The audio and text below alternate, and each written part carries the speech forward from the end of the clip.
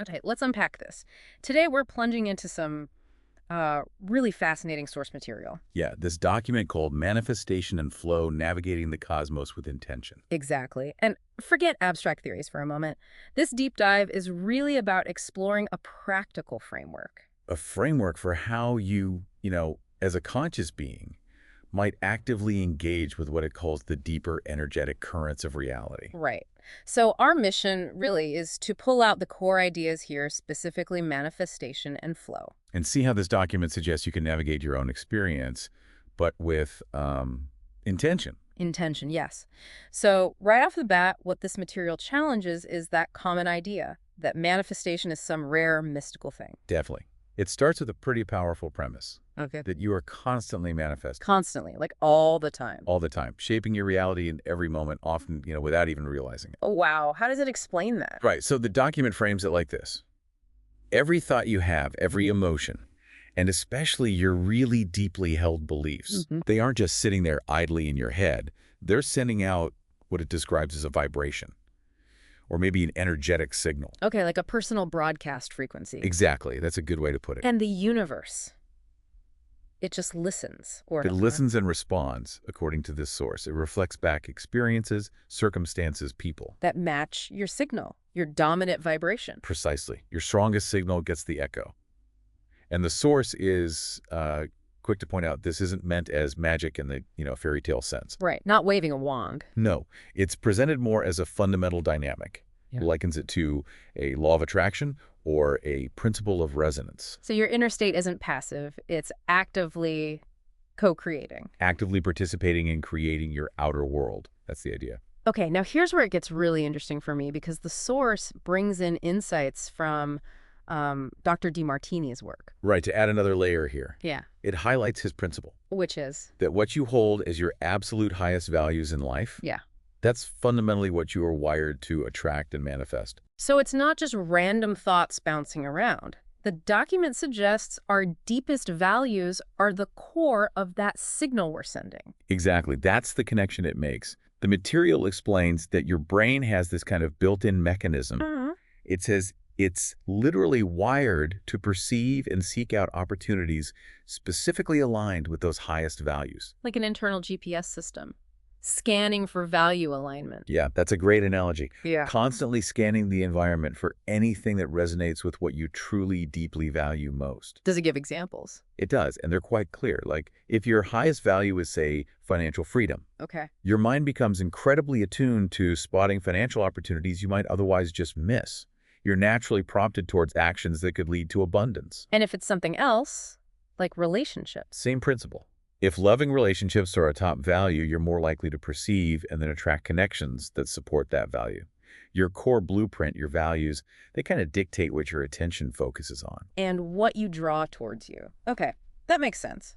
But what happens when you think you want one thing, Yeah. but maybe unconsciously you value something else more?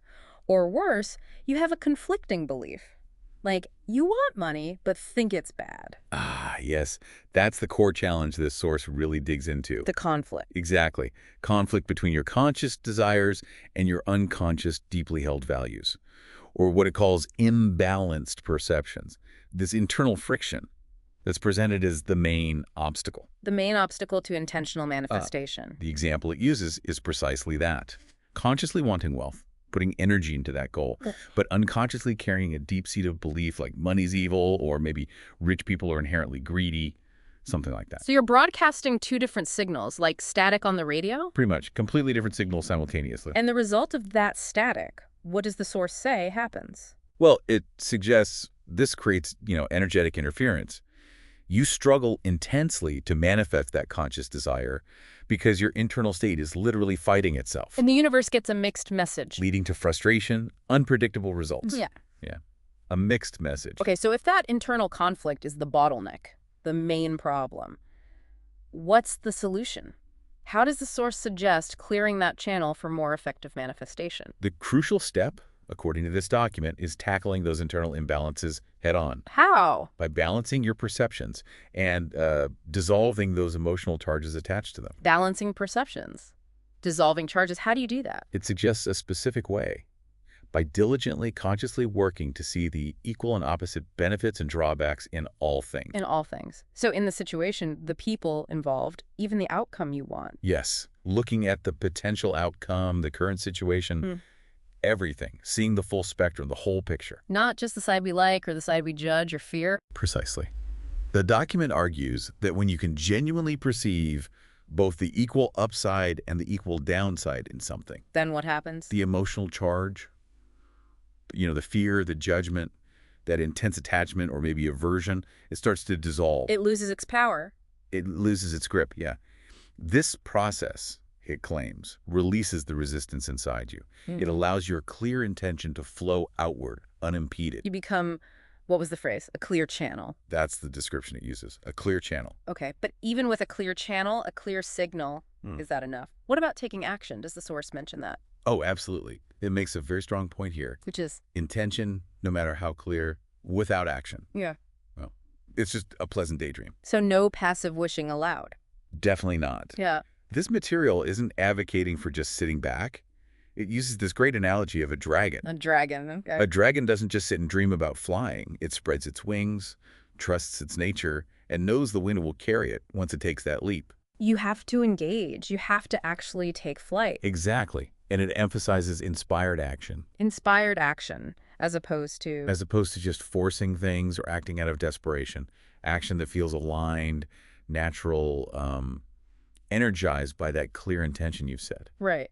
So pulling this together, how does the source actually define manifestation then? It defines it as this powerful combination, aligning your inner world, thoughts, emotions, especially those deep values, with your deepest desires. Okay, the inner alignment. And then taking that inspired action. The synergy between the two is key. Inner alignment plus outer action. Got it. And this leads really naturally into the concept of flow. Ah, flow. That state everyone talks about. How does the source describe it? It describes it as, well, almost magical. It's that state where conscious effort seems to just disappear. Time can warp. You feel completely immersed. Effortless creation. Effortless creation, effortless performance. Yeah. Like the classic examples, the painter lost in the canvas, the brush just moving. Right. Exactly. Or a musician becoming totally one with melody. Or an athlete moving with that incredible effortless grace. You're just in the zone, fully present, totally engaged. Operating at your peak, somehow, but with minimal perceived effort. That's the key. So how does flow connect back to manifestation in this view?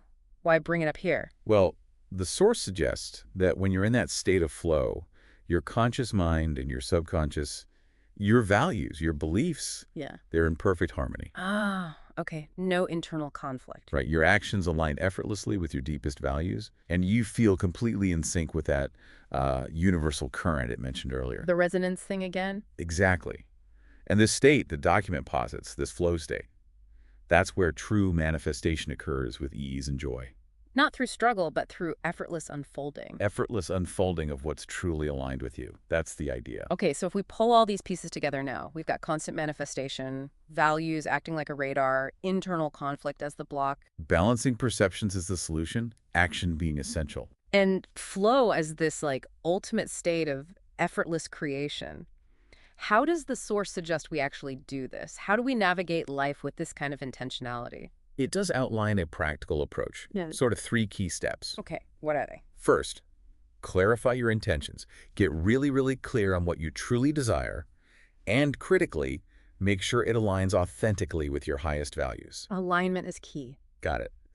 Second, diligently work to balance judgments and emotional charges. So actively apply those techniques we talked about to dissolve internal resistance, conflicting beliefs, clear the channel. Deal with the internal static. Right. And third, take inspired action. Trust the universe's response or reality's response to your now much clearer signal and actually move towards your intention. trust and act. So you're not just passively receiving whatever signal you happen to broadcast. Oh, you're an active participant. The source really emphasizes you're not just, passengers along for the ride. It uses the term co-creators. Co-creators, yeah. Yeah. Capable of consciously shaping your reality. Okay, that's a powerful idea. Now, to make this less abstract, less theoretical, the source provides a specific exercise, doesn't it? It does. It calls it the dragon trial, the aligned intention. The dragon trot, I like that. It sounds intriguing. Can you walk us through the steps presented in the document? Certainly. Step 1 is clarify an intention.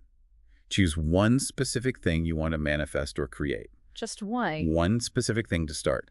And the source stresses, make it achievable and make sure it's genuinely aligned with one of your highest values. It's about meaningful creation, not just, fleeting whims. Okay, specific, achievable, value-aligned. Got it. What's next? Step 2 is crucial. Identify potential imbalances. This is where you honestly examine yourself. Ask, are there hidden judgments, fears, or conflicting beliefs tied to this intention? The internal resistance check. Exactly. And this is where you apply those balancing principles from Dr. DeMartini we mentioned earlier. You look for the equal and opposite benefits and drawbacks. Of achieving it. Yes, of achieving the intention, and the equal and opposite benefits and drawbacks of not achieving it. The goal is to dissolve that emotional charge around it, neutralize the conflict. So really shining a light on any inner resistance and using this specific method to neutralize it rather than trying to ignore or push through it. Exactly. Facing those potential internal blocks head on and using that balancing technique to release the emotional weight. Step 3 is visualize and feel. Okay, the fun part. Maybe. Spend about 5 minutes vividly visualizing the intention as if it has already manifested. Engage your senses. See it, hear it, touch it. But the source places particular emphasis on feeling the emotions. Yeah. Feel the joy, the gratitude, the sense of fulfillment, as if it's real now. Feel the future state emotionally in the present. Yes. Then, step 4 is inspired action. The action piece again. Always. Identify just one small, immediate action you can take today that feels inspired, that feels right, and moves you towards that intention. Doesn't have to be huge. No. Doesn't need to be a monumental task. Just one tangible step forward, taken from this aligned feeling state. One small step for you, perhaps a giant leap for your intention. Something like that. And finally, step 5 is observe and trust. Let go. Let go of the outcome. Once you've done the inner work, felt the feeling, taken that initial inspired action, you release attachment to exactly how or when it happens. You trust. Trust the process. Trust the universe. Trust that the universe, or reality, is responding to your now clearer signal. Then, over the next few days, you just observe. Pay attention. For what? Notice any synchronicities, opportunities, intuitive nudges, feedback that arises. The source suggests these are the universe's responses, the unfolding path. Wow. That exercise really seems to tie together all the concepts we discussed. It does. Clarifying desire, resolving internal conflict, embodying the feeling, taking action. Its purpose, as presented in the document, seems to be precisely that. Consciously aligning your inner state with your outer desires. To foster that state of flow where intentional manifestation can become more effortless and joyful. Right. So as we wrap up this deep dive, the key insights from this source seem to be: 1, manifestation isn't something you hope for, it's something you're already doing constantly through your inner vibration. 2, your deepest values act like a powerful filter or radar, guiding what you perceive and attract. 3, internal balance, resolving those conflicting beliefs and dissolving emotional charge is crucial to clear your signal. 4, action, specifically inspired action, is absolutely non-negotiable. Can't just sit and visualize. And 5, flow is that state where all these elements converge for effortless creation, where it feels easy. Yeah, that sums it up well. These ideas, they really provide a compelling framework, don't they, for understanding how your inner state might be actively shaping your external experience. And they offer concrete steps, like that dragon trial exercise, to actively explore that connection for yourself. It's not just theory. Exactly. It gives you something to try to experiment with. So maybe the final thought for you, the listener, to ponder is this: if your thoughts, your emotions, your deeply held beliefs are constantly sending out a signal that the universe or reality responds to. what kind of signal do you want to strengthen and clarify starting today? Something to think about as you navigate your own cosmos.